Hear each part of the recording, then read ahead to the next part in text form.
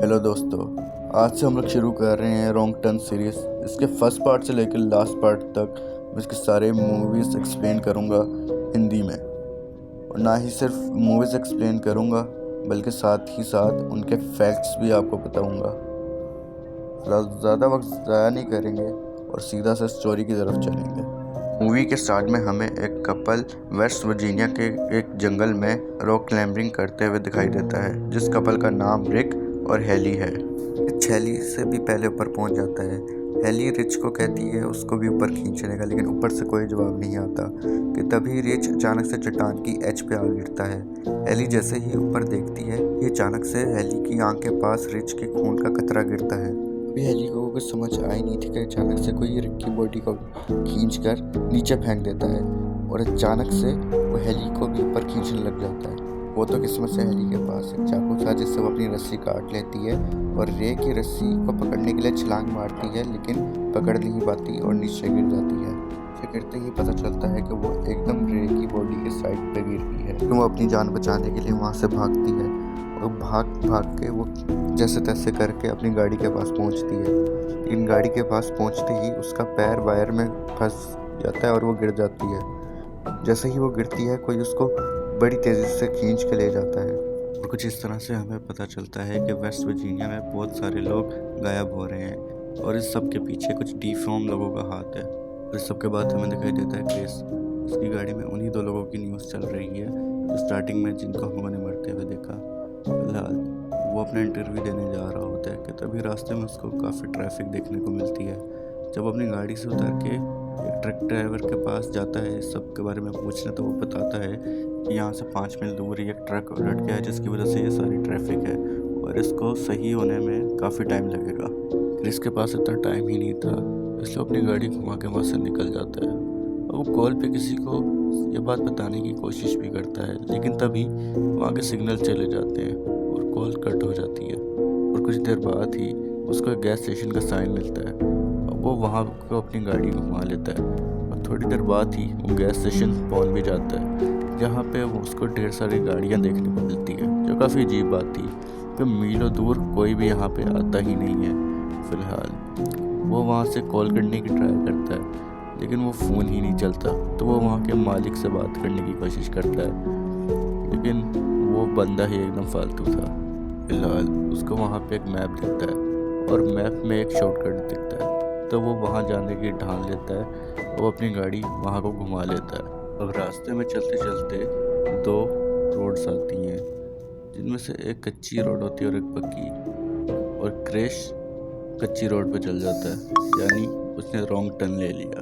वो अपनी गाड़ी में गाने सुनते हुए जा ही रहा होता है कि अचानक से उसकी गाड़ी की सीढ़ी अपने आप ही निकल आती है और उसको उठाने में लग जाता है। और जैसे ही वो उसको उठाता है तो वो बाहर देखता है तो उसको एक मरा हुआ हिरन नज़र आता है और उसका पूरा ध्यान उस हिरन पे चला जाता है। जैसे ही उसका ध्यान वापस रोड पे आता है, उसी वक्त उसकी टक्कर हो जाती है। अभी वो सबको समझ ही रहा था कि उसके साथ हुआ क्या, कि तभी जिनकी वो गाड़ी थी वो चारों वहाँ पे आ जाते हैं। असल में ये गाड़ी 4 दोस्तों की थी जो कि कॉलेज फ्रेंड्स थे और यहाँ पे वो लोग कैंपिंग करने के लिए आए थे, जिनका नाम जैसी, कार्ली, स्कॉट, इवान और फ्रांसिस है।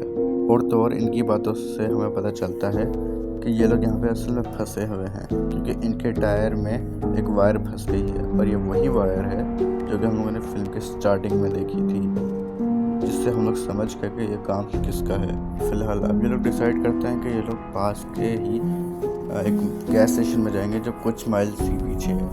इनमें से सिर्फ 4 लोग जाएंगे, बाकी दोनों ने डिसाइड किया कि वो लोग इनके साथ नहीं जाएंगे और वहीं पे इनका इंतज़ार करेंगे।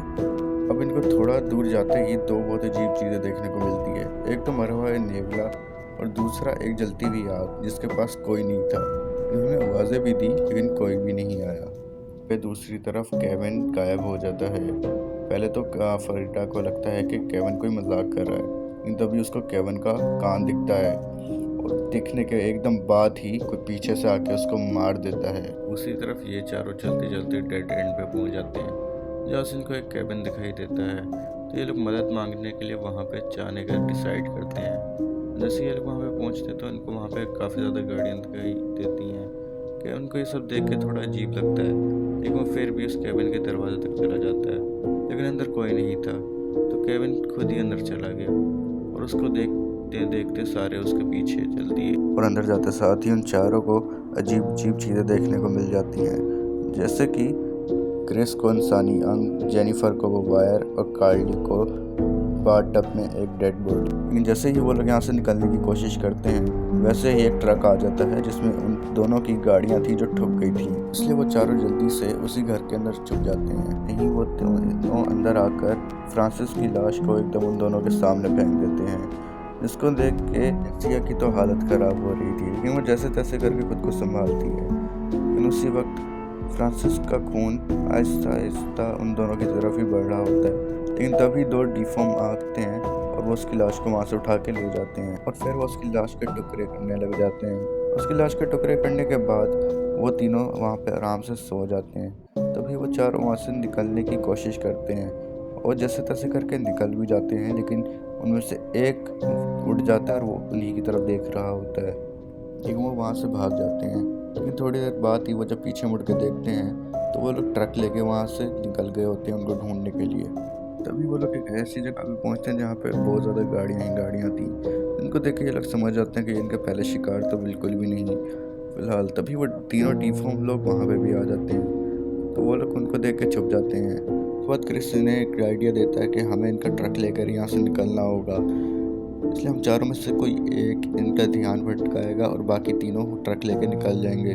इसके बाद क्रिस इनका ध्यान भटकाने के लिए निकल जाता है, लेकिन उसी को गोली लग जाती है, जिसके बाद स्कॉट इनका ध्यान भटकाने के लिए भागता है और किस्मत से उसको गोली भी नहीं लगती। फिर ये तीनों गाड़ी की तरफ चलते हैं और गाड़ी से निकलती है इनके दोस्त की लाश, जिसको ये लोग इग्नोर करके वापस से गाड़ी में बैठते हैं और वहाँ से निकल जाते हैं। और वो तीनों जैसे तैसे करके स्कॉट के पास पहुँचते हैं, लेकिन तभी वो रुक जाता है क्योंकि उसको कोई तीर मार देता है। उसका मतलब उसका भी खेल खत्म।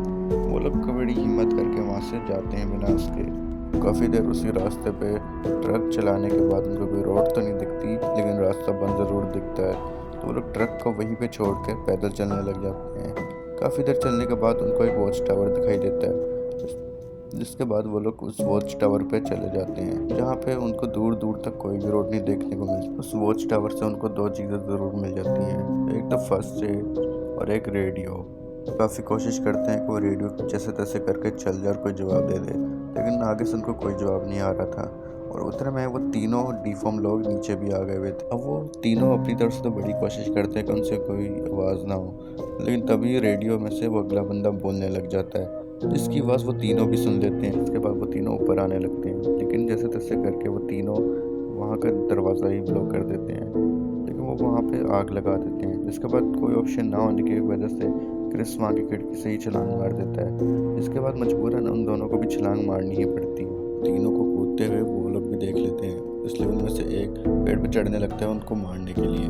वो लोग उससे बचने की कोशिश करते हैं, लेकिन वो कार्डी को मार देता है। ये देख के अब वो उसको पेड़ से गिराने का प्लान बनाते हैं और किस्मत से वो उसको पेड़ से गिरा भी देते हैं। अपने भाई को नीचे गिरा देख उसके बाकी के दोनों भाई बहुत गुस्सा हो जाते हैं और वो दोनों यहाँ से निकल के एक वाटरफॉल के नीचे पहुँच जाते हैं। इसके बाद वो दोनों डिसाइड करते हैं कि वो यहीं पर अपनी रात गुजारेंगे। जैसी क्रिस को बताती है कि अभी हाल ही में ही उसका ब्रेकअप हुआ था।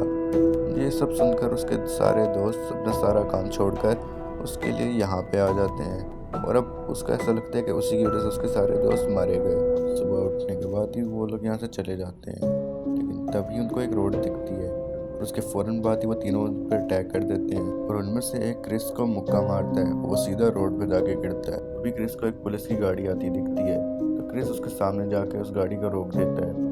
जब वो पुलिस वाला बाहर आता है तो उसकी बातों से हमें पता चलता है कि ये वही पुलिस वाला है जिसके साथ ये लोग रात को रेडियो में मदद मांग रहे थे। उसी वक्त ऊपर से तीर आता है और वो उसकी आंख में घुस जाता है। उसके बाद क्रिस जल्दी से गाड़ी में जाके बैठता है, लेकिन गाड़ी की चाबी उसी के पास थी। तभी वो क्रिस देखता है कि अगला शिकार वो बनने वाला है, इसलिए वो जल्दी से गाड़ी के नीचे जाके छुप जाता है। जिसके बाद वो डिफॉर्म नीचे आता है और उसी के सामने से वो गाड़ी की चाबी उठा के ले जाता है। इसके बाद वो डिफॉर्म शेरिफ की लाश को शेरिफ की गाड़ी की डिक्की में डाल के वहाँ से निकलने लगता है। इन तभी क्रिस नीचे से उस गाड़ी को पकड़ लेता है और वो भी साथ ही निकल जाता है। दूसरी तरफ हम लोग देखते हैं कि जैसी उनके कैबिन में जिनमें से एक डिफॉर्म उनको मारने लगता है, लेकिन तभी वो दूसरा डिफॉर्म वहाँ पे आ जाता है शेरिफ की लाश के साथ। तो वो उसकी लाश को उठाने में उसकी मदद करने लग जाता है। जिसके बाद वो दोनों उसको मारने के लिए आ जाते हैं। तभी अचानक से केविन के दरवाजे पे आग लग जाती है और जैसे ही एक डिफॉर्म उस दरवाजे के पास जाता है तो क्रिस अपनी गाड़ी में एंट्री लेता है और सीधे ही उसको उड़ा देता है और क्रिस गाड़ी से निकलते साथ ही दूसरे वाले डिफॉर्म को भी जला देता है। जिसके बाद वो एक वेपन से उस पर हमला करके उसको घायल भी कर देता है। वो जैसी की मदद करने आया ही होता है कि तभी वो डिफॉर्म वापस उड़ जाता है और वापस से क्रिस पे हमला कर देता है और वो उसको मारने ही वाला होता है कि जैसे तैसे करके अपने हाथ फ्री करके एक एरो से उस पर हमला करती है और वो एरो सीधा उसके सर के पीछे घुस जाती है। तभी वो तीसरा डिफॉर्म भी आ जाता है। अब वो क्रिस को मारने लगता है। जैसी फिर से उसकी मदद करती है और वो एक हैचेट उसके सीने में घुसा के उसको भी मार देती है। लेकिन तभी वो पहले वाला डिफॉर्म उठने लग जाता है और उसके उठने के साथ ही बाकी के दोनों भी डिफॉर्म उठने लग जाते हैं। क्रिस वहाँ पे पड़ी एक शॉटगन उठाता है जिसमें एक ही गोली थी, तो वो वहाँ पे एक फ्यूल टैंक पे गोली चला देता है जिससे वो पूरा कैबिन ही ब्लास्ट कर जाता है। जिसके बाद वो लोग उन्हीं का ट्रक लेके वहाँ से निकल जाते हैं। वो सीधा जाते हैं उस गैस स्टेशन। यहाँ पे जाके क्रिस वो मैप फाड़ देता है ताकि उसकी तरह कोई और वहाँ पे ना जा सके। जिसके बाद ये मूवी एंड हो जाती है। लेकिन मूवी के एंड में हमें दिखाया जाता है कि एक पुलिस ऑफिसर वहाँ पे जाता है लेकिन उनमें से एक डिफॉर्म उसको मार देता है। तो ये थी रॉन्ग टर्न मूवी का फर्स्ट पार्ट। ये movie one of my favourite movie में से है। वैसे मैं बात बताता चलूँ, ये रॉन्ग टर्न की पहली और आखिरी मूवी है जिसमें कोई न्यूडिटी नहीं है, बाकी सारी न्यूडिटी से भरी हुई है। वैसे दो सीन इस मूवी के लिए भी लिखे गए थे लेकिन वो सारे इसमें ऐड नहीं किए गए, जिनमें से एक सीन होने वाला था रिच और हेली का, जो कि रिवर में न्यूड नहाते हुए दिखाने वाले थे और वहीं पे उनकी डेथ होती, लेकिन उन्होंने वो नहीं दिखाया। और एक सीन तो जैसी का भी था, जब उसको बेड पे बांधा हुआ था तो पहले उसके कपड़े फाड़ने वाले थे लेकिन उन्होंने ये सीन भी नहीं डाला। तो इसका कोई सीक्वल बनाने का इनका कोई इरादा नहीं था। लेकिन ये फिल्म इतनी हिट हुई, इसने अपने बजट से डबल कमाई की। एक बताता चलूँ, इस मूवी को बनाने में काफ़ी चोटें असल में भी लगी। जैसे वो वॉच टावर से छलांग मारने वाला सीन, उसमें कार्ली को एक्चुअली चोट लग गई। वैसे इसमें एमन और फ्रांसिस का रोल करने वाले 1 साल बाद दोबारा से डॉन ऑफ नाइट में एक साथ काम किया था उन दोनों ने। फिलहाल अगर आपको वीडियो अच्छी लगी हो तो लाइक कर देना और आगे के पार्ट्स देखने के लिए सब्सक्राइब कर देना।